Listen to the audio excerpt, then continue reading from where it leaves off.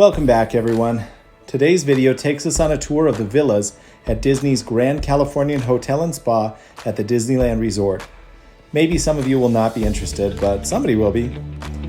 I missed the shot of the front, but I was very rushed at check-in, so we're going straight into the room tour. We were in room 5506, which is a 2-bedroom villa for DVC members. First thing I'll say is that this room needed a little bit of updating. It didn't feel quite as luxurious as some of the other DVC rooms. This couch folds out into a bed, and my oldest used it with a mattress pad, and that view. Well, we'll get to that. This is cool. This unassuming cabinet folds out to become a small Murphy bed, maybe 5 feet long. Anyway, I would only put a little kid on it. My daughter says it was pretty good.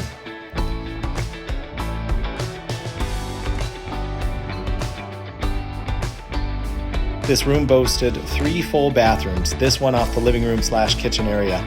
And I know I've mentioned this before, but their shampoo, conditioner, and body wash are famously good. So good that they had to install these dispensers in every room because people were raiding maid carts and selling the tubes on eBay. We were able to pack light because there was a washer and dryer in the room. The master bathroom is gorgeous, of course, with a giant shower and jacuzzi tub, water closet to split up the bathroom. And the master bedroom was perfect. Fancy robes in the closet, big bed for 2 along with everything you might need, and a private balcony overlooking. Let's save that for later. On to the second bedroom. The second bedroom also has a nice vanity and a smaller and simpler bathroom. 2 queen-size beds, and the view is just fine. You win. Let's look out the windows. I don't think I could have asked for a better view than this from the living room and from the balconies. The entirety of the park was below us. We could see all of this half of California Adventure Park. The lobby is huge and themed around maybe the feel of a mountain lodge in the redwoods.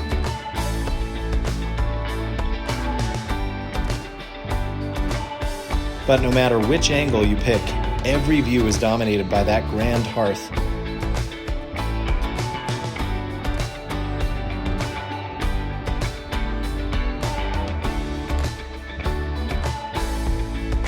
Even in the middle of summer, you can find people seated here having quiet conversation in front of the crackling flames. I only got this shot of it empty because I got up at 6 a.m. That is restful, but that's not the reason that I came to Disney, so off to bigger and better things. Every time I've been in the lobby of the Grand Californian, they've had one of these, I wouldn't say edible sculptures, but I would say a sculpture of things that were once edible.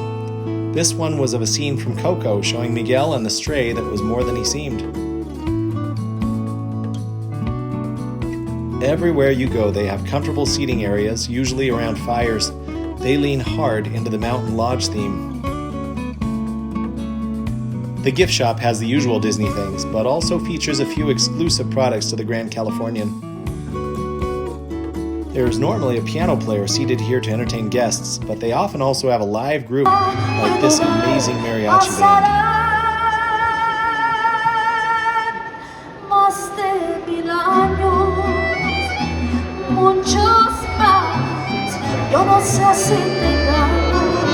Staying at the Grand Californian is kind of a dream come true.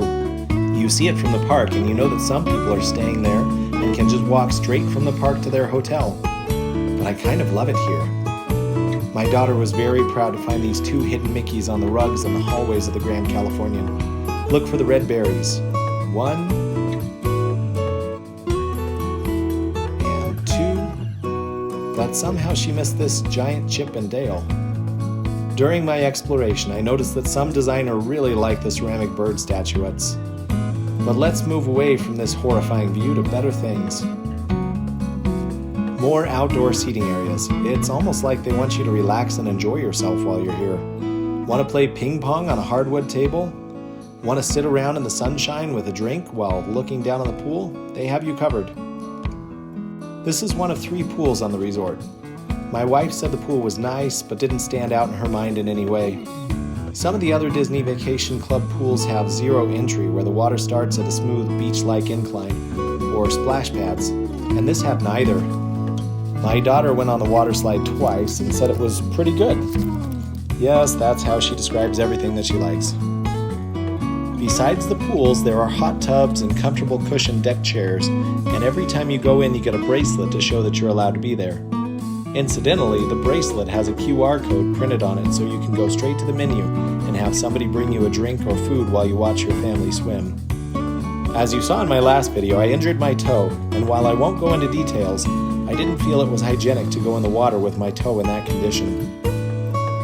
On the roof of the resort, there's this small viewing area where you can look out and see a slightly better view than I have from my room. It's a nice place to see California Adventure Park, and it's popular for viewing the world of color. Though I do hear it gets crowded, so like with all things Disney, if that's your plan, I would get there early. There are several fine restaurants and places to get a nice drink at the Grand Californian. We were all about the parks, so we never stopped at any of these. But these are destinations in and of themselves for a lot of people, even if you're not staying at the Grand Californian. Storyteller's Cafe is famous for its character breakfasts, and the Napa Rose is considered the pinnacle of fine dining on Disney property. There were a few other restaurants in the Grand Californian that we didn't even know existed until we had already left. There's a fitness center on the grounds if you're not getting enough exercise walking around the parks. But the absolute best part of staying at the Grand Californian is how close it is to the parks.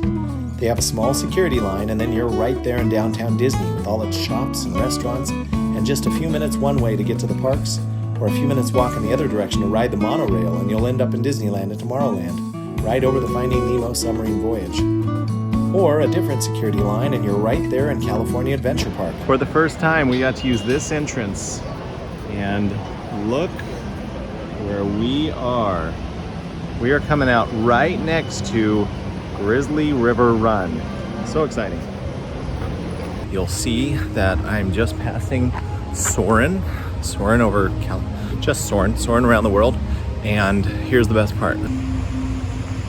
That is the entrance to my hotel room. I just get to go right there. I mean, don't get me wrong, it's still like a 10-minute walk to my room from there. But it's not a 20-minute walk to my hotel. And then a 10-minute walk to my room. It's just, I'm there, I'm here. And we couldn't stay in a room with this beautiful of a view and not watch World of Color. It was far away and smaller, not quite as breathtaking, but still pretty amazing to watch that from your balcony and then turn around and go shower and go to bed. Thank you so much for joining me today. If you liked the video, be sure to give me a thumbs up. Let me know if there's anything I missed in the comments. And be sure to subscribe so you don't miss more of my adventures.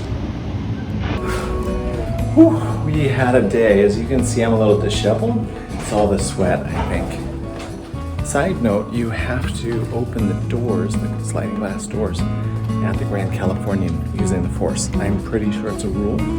At least it's my rule. You don't have to. It's just fun.